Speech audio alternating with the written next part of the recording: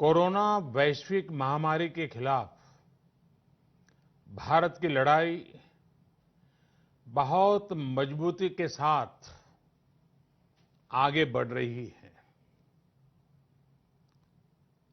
आप सभी देशवासियों की तपस्या, आपके त्याग की वजह से भारत अब तक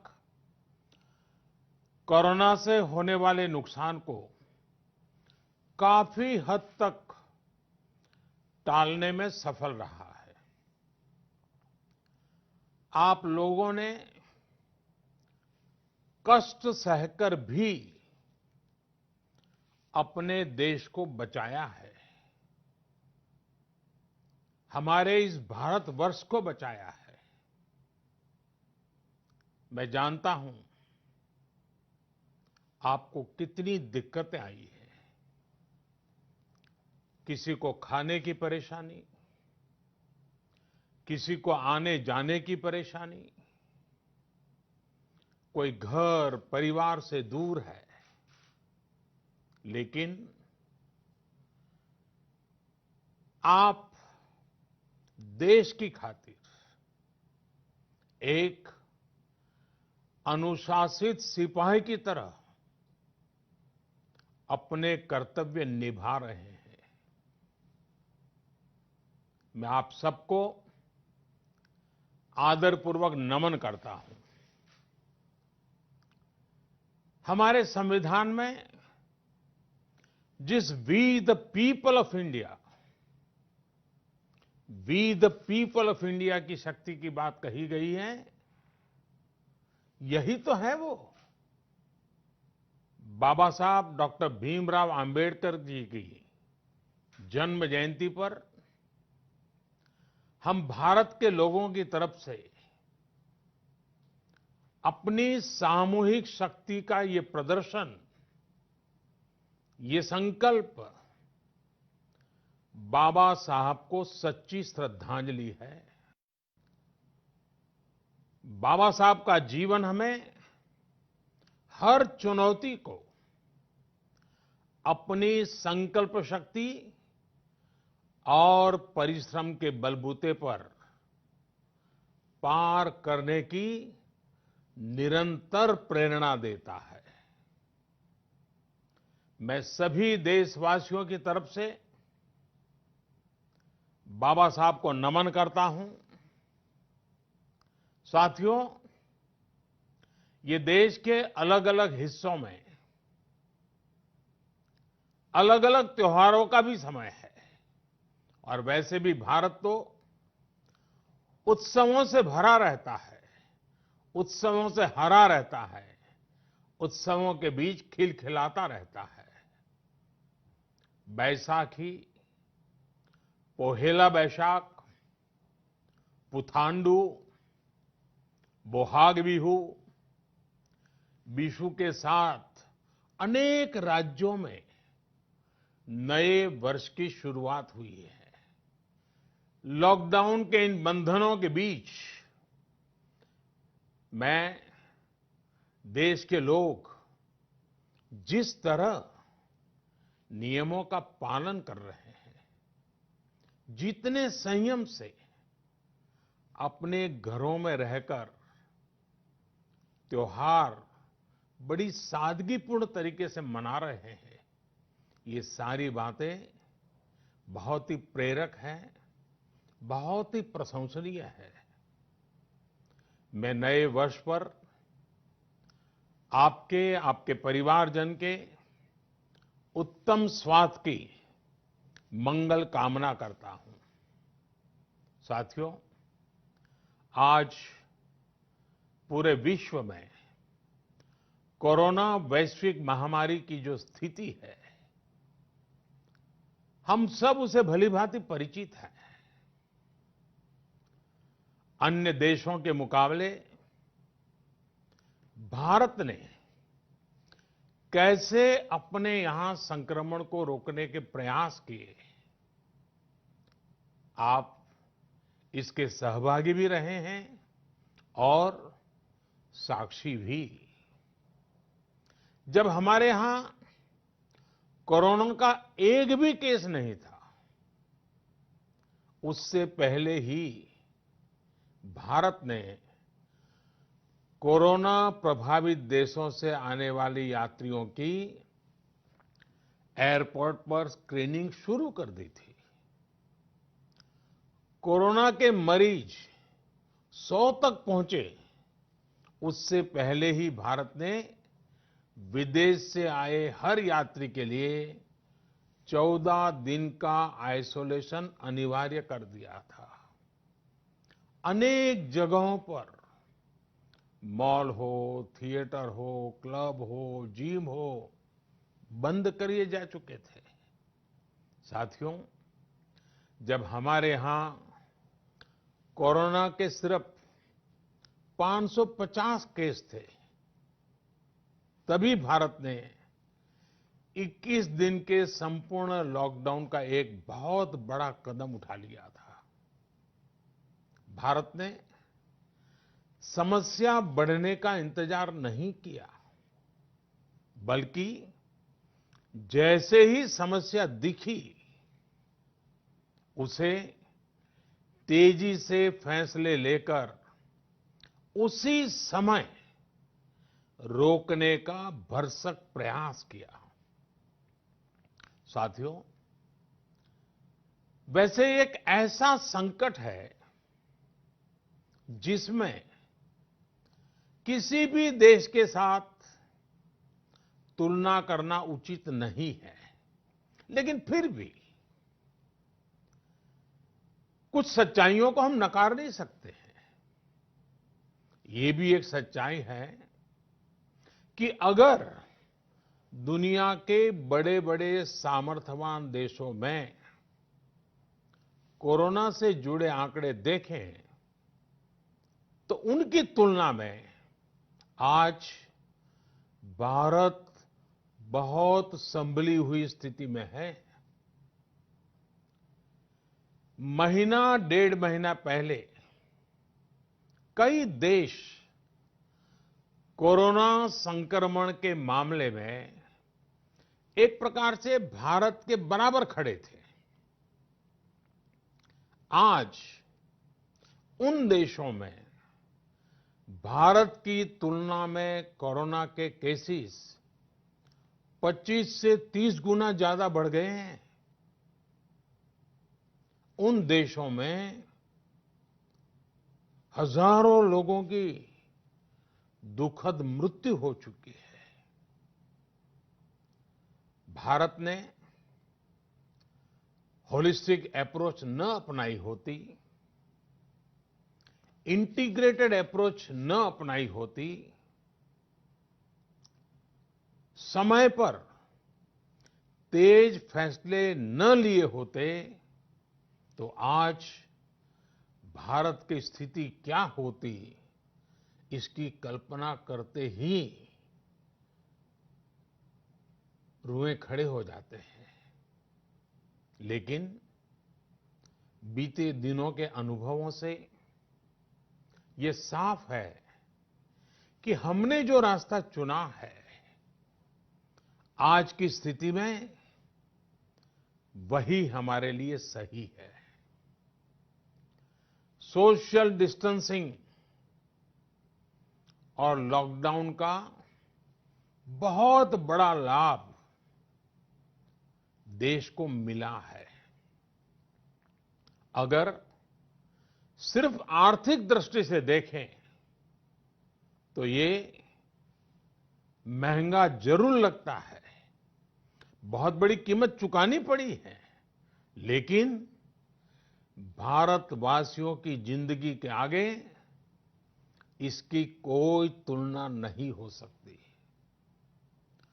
सीमित संसाधनों के बीच भारत जिस मार्ग पर चला है, उस मार्ग की चर्चा आज दुनिया भर में होना बहुत स्वाभाविक है। देश की राज्य सरकारों ने भी, स्थानीय स्वराज संस्थाओं की इकाइयों ने भी इसमें बहुत जिम्मेदारी के साथ काम किया है। चौबीसों घंटे हर किसी ने अपना जीमा संभालने के लिए प्रयास किया है और हालत को संभाला भी है। लेकिन साथियों, इन सब प्रयासों के बीच कोरोना जिस तरह फैल रहा है, उसने विश्व भर में हेल्थ एक्सपर्ट्स को और सरकारों को और ज्यादा सतर्क कर दिया है। भारत में भी कोरोना के खिलाफ लड़ाई अब आगे कैसे बढ़े, हम विजयी कैसे हो, हमारे यहां नुकसान कम से कम कैसे हो, लोगों की दिक्कतें कम कैसे करें, इन बातों को लेकर राज्यों के साथ निरंतर चर्चाएं की है। और इन सभी चर्चाओं में से एक बात उभर करके आती है, हर किसी का यही सुझाव आता है, नागरिकों की तरफ से भी यही सुझाव आता है कि लॉकडाउन को बढ़ाया जाए।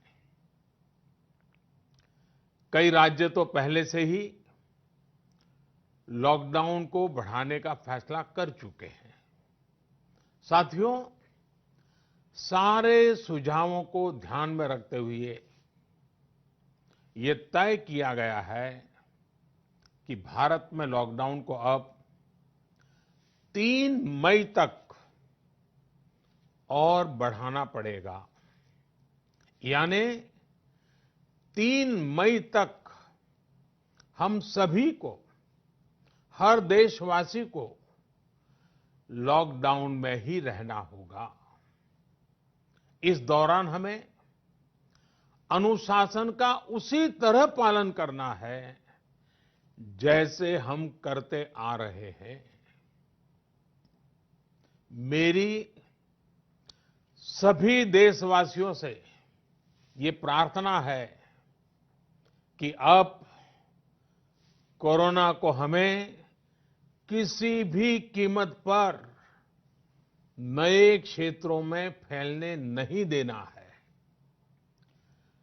स्थानीय स्तर पर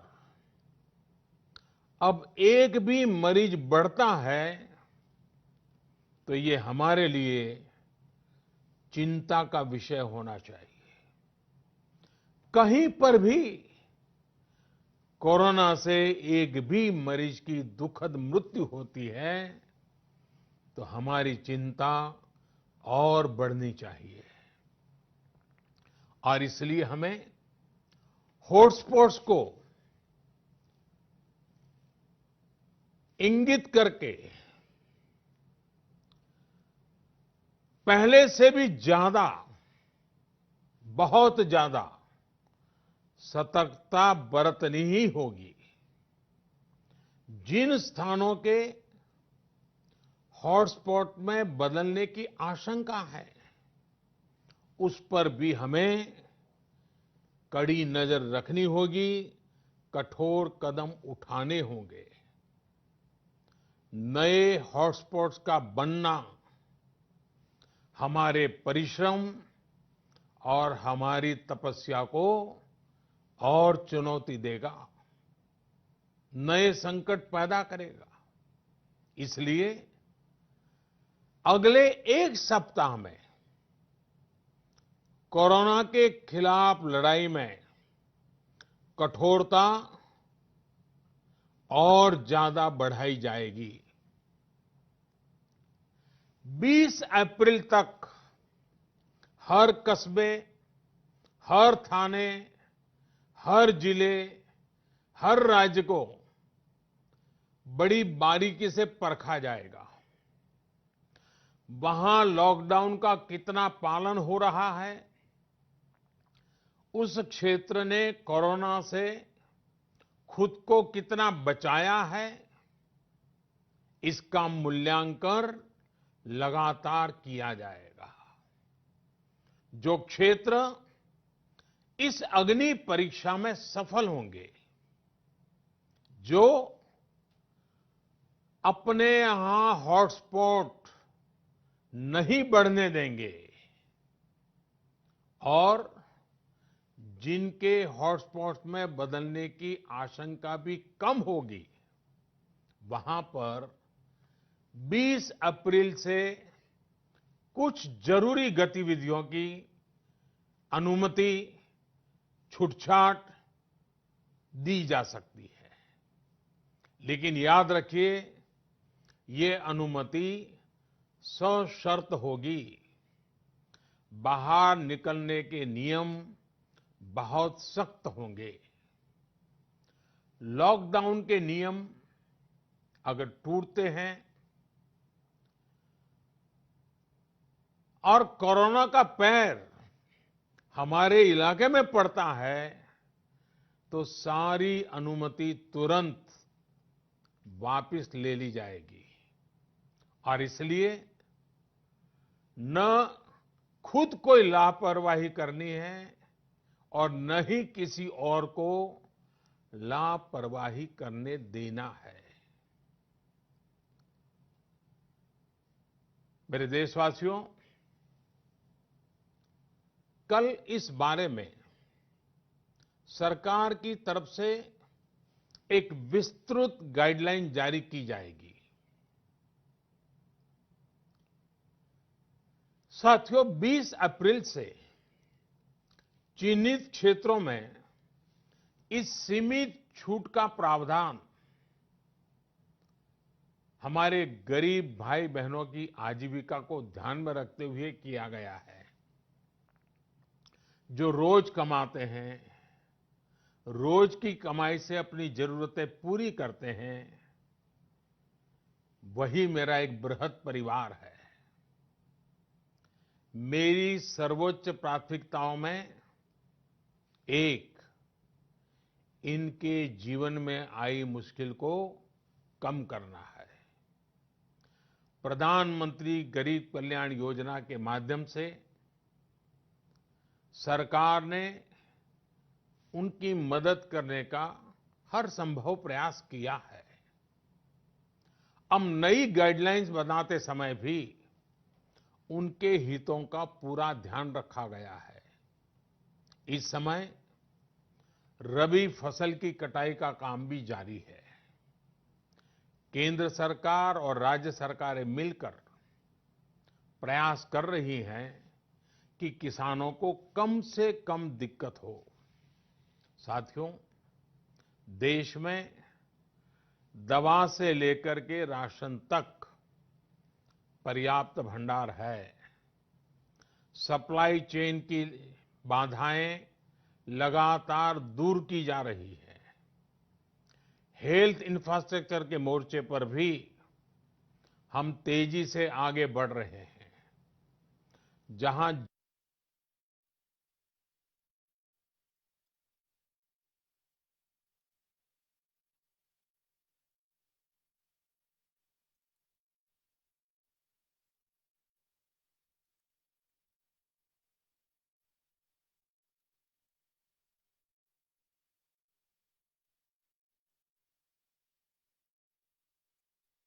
ये कहता है कि कोरोना के 10,000 मरीज होने पर 1500-1600 बेड्स की जरूरत होती है। भारत में आज हम 1 लाख से अधिक बेड्स की व्यवस्था कर चुके हैं। इतना ही नहीं, 600 से भी अधिक ऐसे अस्पताल हैं जो सिर्फ कोविड के इलाज के लिए काम कर रहे हैं। इन सुविधाओं को और तेजी से बढ़ाया जा रहा है। साथियों, आज भारत के पास भले सीमित संसाधन हो, लेकिन मेरा भारत के युवा वैज्ञानिकों से विशेष आग्रह है कि विश्व कल्याण के लिए, मानव कल्याण के लिए मेरे नौजवान साथियों, आप आगे आए। कोरोना की वैक्सीन बनाने का मेरे देश के नौजवान, मेरे देश के वैज्ञानिक बेड़ा उठाएं। साथियों, हम धैर्य बनाकर रखेंगे, नियमों का पालन करेंगे, तो कोरोना जैसी महामारी को भी परास्त करके ही रहेंगे। इसी विश्वास के साथ मेरी बात समाप्त करने से पहले मैं आपका साथ मांग रहा हूं। 7 बातों में आपका साथ। पहली बात, अपने घर के बुजुर्गों का विशेष ध्यान रखें। विशेषकर ऐसे व्यक्ति जिन्हें पुरानी बीमारी हो, उनकी हमें एक्स्ट्रा केयर करनी है। उन्हें कोरोना से बहुत बचाकर रखना है। दूसरी बात, लॉकडाउन और सोशल डिस्टेंसिंग की लक्ष्मण रेखा का पूरी तरह पालन करें। घर में बने फेस कवर या मास्क का, और वो भी घर में बने हुए, उनका अनिवार्य रूप से उपयोग करें। तीसरी बात, अपनी इम्यूनिटी बढ़ाने के लिए आयुष मंत्रालय द्वारा जो निर्देश दिए गए हैं, उसका अगर हम पालन करें, गर्म पानी है, काढ़ा है, इनका निरंतर सेवन करें। चौथी बात, कोरोना संक्रमण का फैलाव रोकने में मदद करने के लिए Aarogya Setu mobile app, Aarogya Setu mobile app जरूर डाउनलोड करें। दूसरों को भी इस ऐप को डाउनलोड करने के लिए प्रेरित करें। पांचवी बात, जितना हो सके उतने गरीब परिवार की देखरेख करें, उनके भोजन की आवश्यकता पूरी करें। छठी बात, आप अपने व्यवसाय, अपने उद्योग में अपने साथ काम करे लोगों के प्रति संवेदना रखें, किसी को नौकरी से न निकालें। सातवीं बात, देश के कोरोना योद्धाओं, हमारे डॉक्टर, नर्सेस, सफाई कर्मी, पुलिसकर्मी, ऐसे सभी लोगों का हम सम्मान करें, आदर पूर्वक उनका गौरव करें। साथियों, इन 7 बातों में आपका साथ, ये सप्तपदी विजय प्राप्त करने का मार्ग है। विजय होने का हमारे लिए निष्ठापूर्वक करने वाला ये काम है। पूरी निष्ठा के साथ 3 मई तक लॉकडाउन के नियमों का पालन करें। जहां है वहां रहे, सुरक्षित रहें। वयम राष्ट्रे जागृयाम, हम सभी राष्ट्र को जीवंत और जागृत बनाए रखेंगे। इसी कामना के साथ मैं अपनी बात समाप्त करता हूं। आपको, आपके परिवार को उत्तम स्वास्थ्य की मंगल कामनाएं करता हूं। बहुत बहुत धन्यवाद। है वहां रहे, सुरक्षित रहें। वयम